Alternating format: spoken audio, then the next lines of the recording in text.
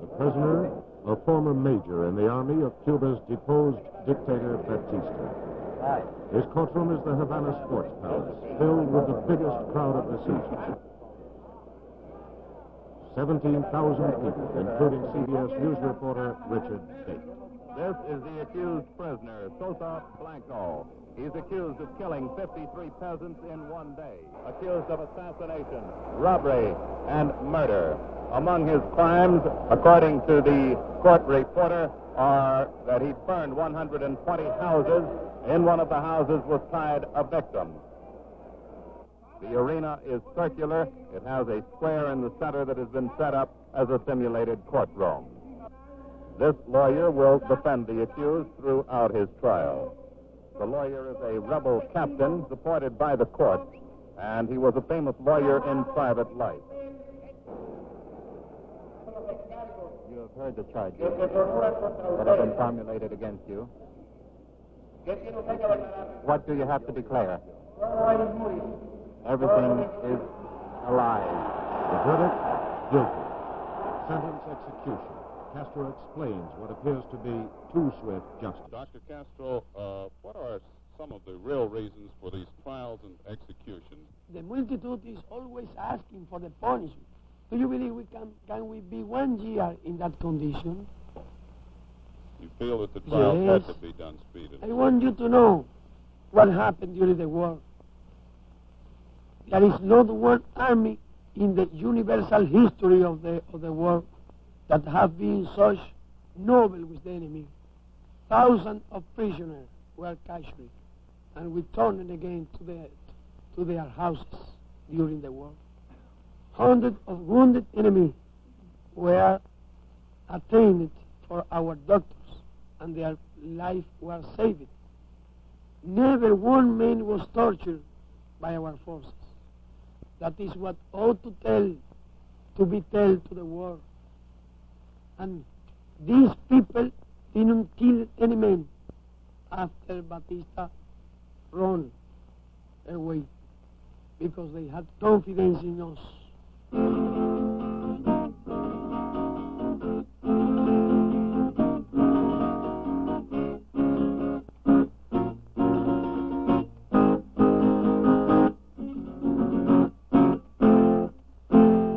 This is Stuart Novin speaking from the business section of downtown Havana. Actually, this city is like any other city of its size in this part of the world, despite the fact that just 28 days ago, a revolution threw out one government and brought in a new government. That new government traveled the road to Havana and power from these mountains, 500 miles away at the eastern end of the island. This was where Castro spent 2 years gathering his forces, harassing Batista's government with sabotage and guerrilla attacks, rallying Cubans to the cause of the revolution. Their garrisons were temporary camps like this, primitive. Every pound and package of supplies hauled in by foot. And all of it paid for, Castro insisted. This was his gentle army, forbidden to steal or loot or to use liquor. Almost 2 years ago on his mountain, Castro told CBS News reporter Bob Tabor he had no doubt the revolution would succeed. It is not the same to fight for liberty as to fight against it. All the people of the Sierra Maestra are with us. We have struck the start of the revolution. We gladly suffer cold and rain and the hardship of life in the mountain. This is only the beginning. The last battle will be fought in the capital. You can be sure. This was the capital a few weeks ago. Batista had buckled and fled, and Castro entered Havana in triumph without the last battle.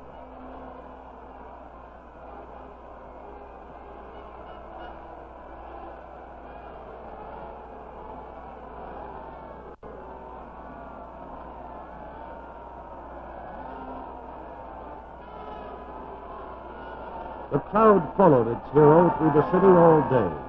That night at his new military headquarters, they heard him proclaim the success of the revolution and discuss its future.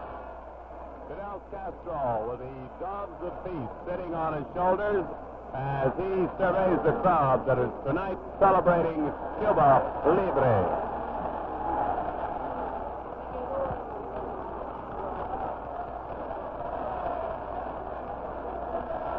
La revolución no tiene ya un frente de un ejército en zafarrancho de combate. The combat phase of the revolution is over. ¿Quiénes pueden ser hoy, con lo adelante, los enemigos de la revolución? Who could be the worst enemy of the revolution? ¿Quiénes pueden ser ante este pueblo victorioso, en lo adelante, los enemigos de la revolución? Who could defeat our aims at our moment of triumph? Los peores enemigos que en lo adelante pueda tener la revolución cubana. We revolutionaries ourselves could be our own worst enemy if we don't settle down to the peaceful aims of the revolution. A quiet man cheered by a respectful crowd, Fidel Castro, the man who won freedom for Cuba, making his first address here inside the ex-government fortress of Camp Columbia. But in the last few weeks, Castro's revolution has not been so quiet. There's been the sound of firing squads, more than 250 executions, punishment for Batista atrocities. And some critics in the United States contend that with these executions, the revolutionaries have become their own worst enemy. Angered by these critics, Castro answers them at a mass meeting. This is the biggest gathering and demonstration in Cuba's history. Almost 1 million people are here. There is Fidel Castro, the leader and the cause of this demonstration. The purpose of today's gathering is to show the whole world that all Cubans are united in the rebel victory and that all of them support the execution. When in that palace there was a miserable traitor, a criminal who killed over 20,000 of our compatriots. Those campaigns were never made against Cuba. Against him. When we had a thief in there who stole $300 million, when the Third Republic was governed by a group of gangsters, those campaigns were not made against them in foreign press. When dozens of our compatriots were murdered every night,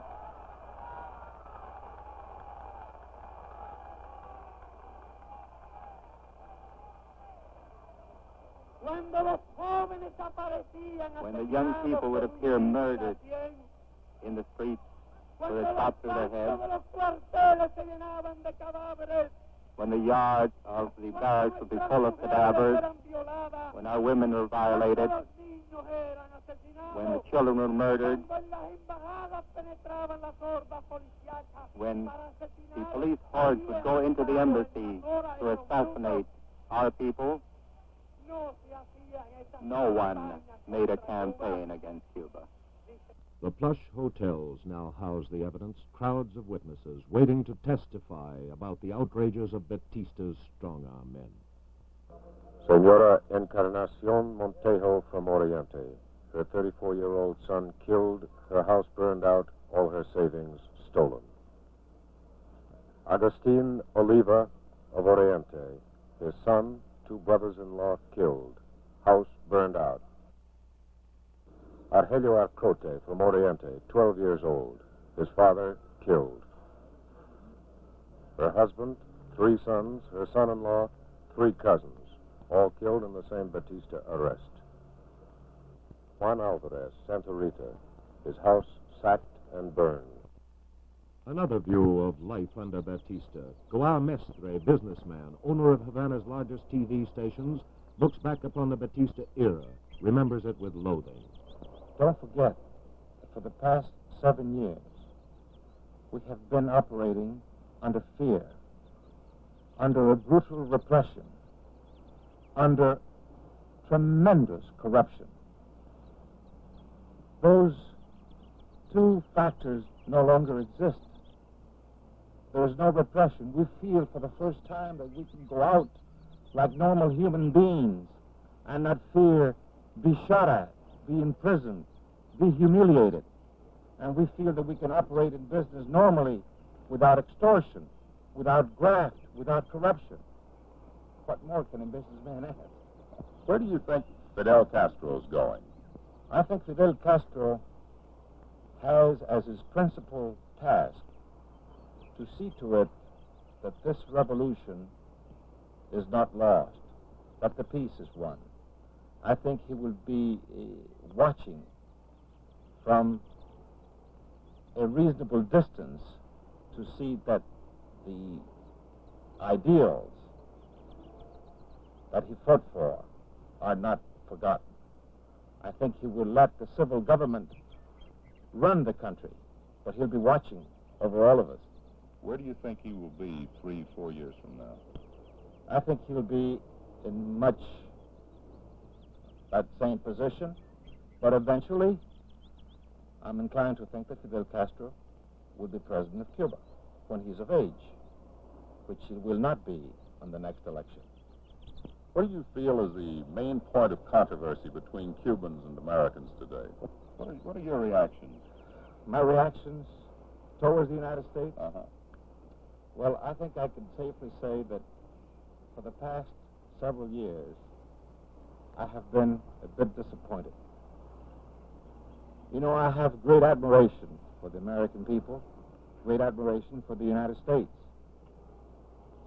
I think, however, that the United States, that has the great virtue of practicing what it preaches, has not been practicing what it has preached consistently insofar as some of its neighbors are concerned. You mean we practice it at home, we practice some of it at home, but we don't do it abroad? You haven't been doing it, in my opinion. And I think there we find the main source of misunderstanding. Are you sort of mad at us in this respect? I have been more than mad. I have been very unhappy and very disappointed. You have been living, insofar as your foreign relations are concerned, your foreign policy is concerned, Mr. Bate, I would say that you have been living under a double standard. How so? Because things that are very dear to you, like the integrity of the individual, human rights, free speech,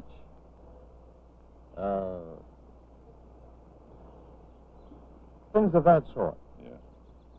You have ignored them, I think, in describing the Cuban situation. I've been saying, what is all the fuss about Hungary? Why all the fuss about Hungary? When 90 miles away from Key West, we have had conditions just as bad, if not worse, than those that have prevailed in Hungary. To its American neighbors, 90 miles away, this has been the standard view of Havana, the tourist view.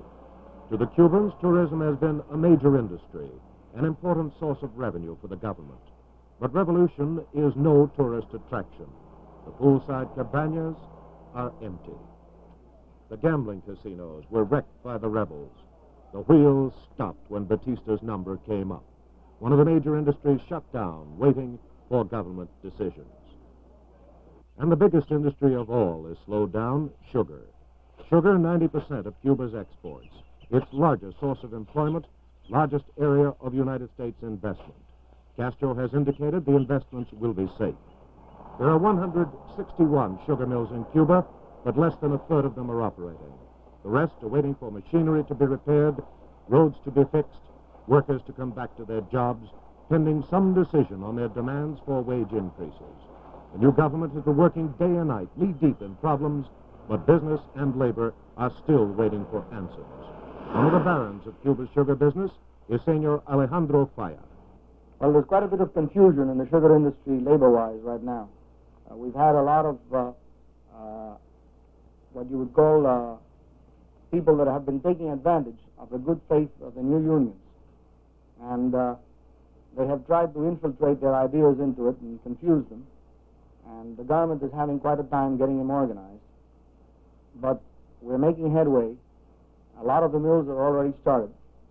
And I do think that in the next few days, most of them will start. Do you think that the work stoppages will be straightened out before too long? Yes, those that have started have had no problem. And those that have not started are all being actively, how would I say, they're being pushed by the various government departments that are helping the industry in handling, straighten out all the problems. Do you feel that there's any chance that there may be communist influences in Cuba's labor unions? There is a little bit of communist labor influence in some of the unions, but the 26th of July movement is definitely opposed to communism, and I think that they have had sufficient warning and have also realized that in some unions this has already taken place, and they have done something about it. Well, do they just remove these people from office? These people have so far been removed in some unions, and in others where they have not been yet removed, they're very carefully watched. We're sitting in the home of Dr. Juan Marinello, who is chairman of the National Central Committee of the Communist Party in Cuba. With us, seated in the middle, is Dr. Carlos Rafael Rodriguez, who is a member of the Politburo of the Communist Party in Cuba and a member of its Central Committee. How will the Communist Party make its influence felt? Will you ask for wage increases? Well, right now we feel that Cuba needs generally wage increases because we have inflation, not as big as the inflation in Chile, but a big inflation. Will you have actual demands for wage increases in the near For future? example, in this very moment, we are demanding increases of 10% in the wages of the Cuban workers. That will be correct because... The sugar workers? Yes, 10%. Dr. Rodriguez, do you reserve the right to try to call a strike of workers if salaries are not raised in the foreseeable future? Well, the workers have the right to strike. This will be a workers' position. This is not a position of the Communist Party. We believe that all the parties in Cuba are given a good possibility of expressing themselves. Maybe they have certain positions against Castro, but they cannot afford to express it publicly now because the public opinion in Cuba, public opinion is so much in favor of Castro that they don't want to irritate right now the public opinion. Fidel Castro is the strong man of Cuba today, and that without him a government could not that is operate. not the sense of my position. Well, would you explain Well, that? no, the strong man, as you understand it in Latin America, is the man who has the force to use it against the government or against the people. Castro is the voice of a general problem of revolutionary forces in which all of us are more or less included, officially or unofficially. This is the office of the Provisional Government's Minister of Finance, Rufo Lopez Fresquet, economist, conservative. Mr. Minister, I'd like to ask you a question or two, if I may, about Cuba's basic industry, as I understand it, and that is the sugar business. Will the sugar crop get shipped on time this year, do you think? I think so. We have till August to do the harvesting and the grinding, and notwithstanding the difficulties we have now in communications, every step has been taken in order to solve all those problems. So I think we will be able to grind a very huge crop this year, over 5,800,000 long tons. Are the disrupted railroads and the disrupted highways a major problem, or can they be fixed fairly easily? The Minister of Public Works that is in charge of that thinks that he can do all the jobs in less than 30 days. What do you think about the work stoppages that have occurred in some of the Cuban sugar mills lately? Will those be straightened out, do you think? I think so. Those are just minor issues. The government has stated a policy that won't allow any strike now to take place on the sugar mills. You say won't allow any, or are they just requesting no strike, or do they have some teeth in the law? The strike is a right of the labor. Yeah. It's one of the rights of the labor. The boycott is a right of the entrepreneur. Mm-hmm. And the government has stated right now that right of the labor shouldn't be exercised at this time. What do you think of Fidel Castro? What part today does Fidel Castro play in the government of Cuba? And the government, practically none. He is the delegate of the government to organize the armed forces. Are the major decisions and major problems of the country referred to Fidel by the cabinet and the president? Not, sir. Not at all. He is a national hero, let me say that. He's enjoying a glory that he deserves very much. He looked for that glory. He's still looking for that. He's not looking for power at all. Another government spokesman, Labor Minister Manuel Fernandez Garcia. At the left, his English-speaking aide, Rene Diaz. We asked them what would be the government's policy in dealing with the work stoppages that have occurred in at least two big industries, tourism and sugar. Con respecto a la industria azucarera, with respect to the sugar industry, la política del gobierno, como en toda la producción nacional, the politics of the government, as in the general production, es mantener por encima de todo is to maintain above all la producción. the production. Sobre el azúcar podemos decir que la política del gobierno es azúcar, azúcar y azúcar. On sugar, we can say that the politic of the government is sugar, sugar, and sugar. Will the government order or decree that workers not strike? El gobierno ordenará o decretará que los trabajadores no vayan a la huelga. El gobierno no puede decretar disposiciones antidemocráticas. The government will not issue anti-democratic decrees. Mr. Minister, can you tell me approximately what percentage of the total workforce is now out of work, unemployed? What is that? ¿Algún número que refleja el número de desempleados? Es como un 40% de las personas que normalmente pueden estar trabajando, las que están fuera del trabajo. O sea, de los desempleados. Of the working force of Cuba, we figure that 40% are unemployed. 40% are unemployed. Mr. Minister, there have been some attempts by members of the Communist Party to work into some of the labor unions. What is the government policy in this connection? Ellos tienen la impresión de que el Partido Comunista ha intentado infiltrarse en las uniones y los sindicatos. Will the government make any effort of its own to prevent this infiltration? ¿El gobierno hará alguna gestión de por sí para prever esta infiltración?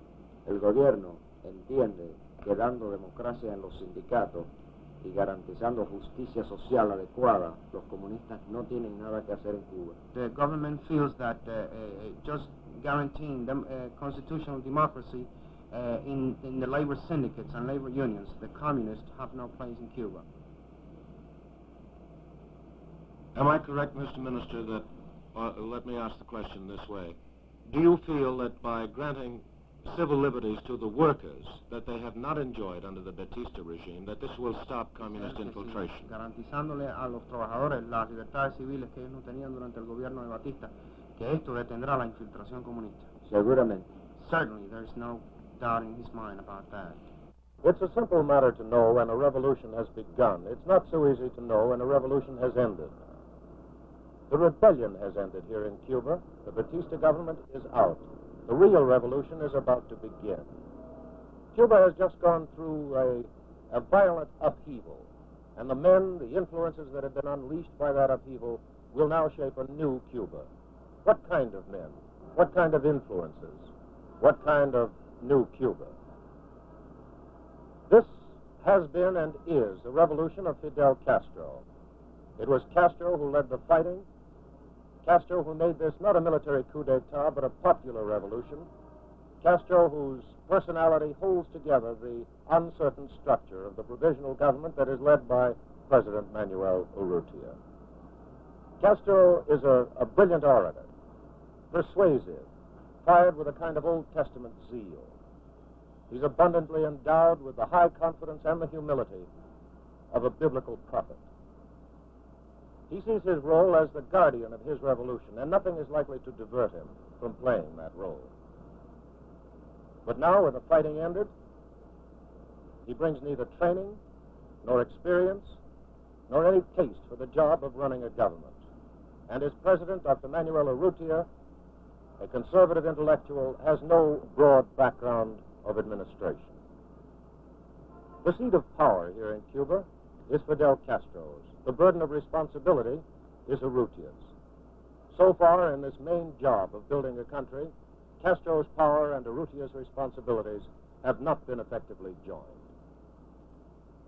The main problem here is economics. The workers need jobs. Business needs to know what the new ground rules will be. An effective foundation needs to be established for business investment. The government is almost bankrupt. Many government workers have not been paid. The people are waiting for decisions, and so far, decisions have not been forthcoming from either Castro or Urrutia. No one has openly criticized the government.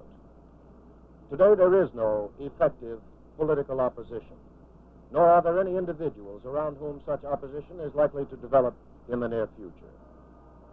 Anyone who would attack Castro or his president now would isolate himself from popular support. The communists know this. For them, this is the classic pattern. They have joined the parade. They don't criticize Castro or Urrutia for lack of decisions, because lack of decisions plays into the communist hands.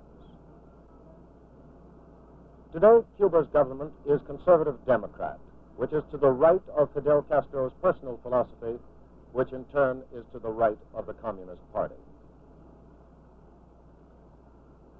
There is little communist influence in the government structure, but the tug of war for control of Cuba's future has already started between Urrutia's democratic government and the Communist Party. Cuba's lack of experience with democracy has left this country denuded of honest and trained administrators. The heritage of fear that Big Brother may be watching has made working-level decisions reluctant or evasive. The communists, who have been underground for years, now emerge with a solid core. They're in the open, and there is fertile field. The old Batista-dominated labor unions were led by corrupt bosses who were paid off to keep wages down and to eliminate strikes. Those bosses are now out. But the workers' resentment has broken out in widespread work stoppages in the sugar industry and the tourist industry, key industries. And the communists are moving in to the unions on every level, encouraging the resentment, filling the vacuums. It is the conclusion of this report by CBS News that if the government fails to act, create jobs, to increase the standard of living, to lay a solid foundation for an effective economy, if the government fails to act, popular opinion will cause Fidel Castro, who is committed to protect his revolution, to change the government. Cabinet ministers will be dropped, and those who replace them will come from the political left. We have called this report Castro's Cuba. Perhaps it might be properly subtitled The Coming Battle for Cuba. You've been listening to CBS News correspondent Stuart Novins and CBS Newsman Richard Bate in a videotaped CBS News special report. The director in Havana was Jack Kern.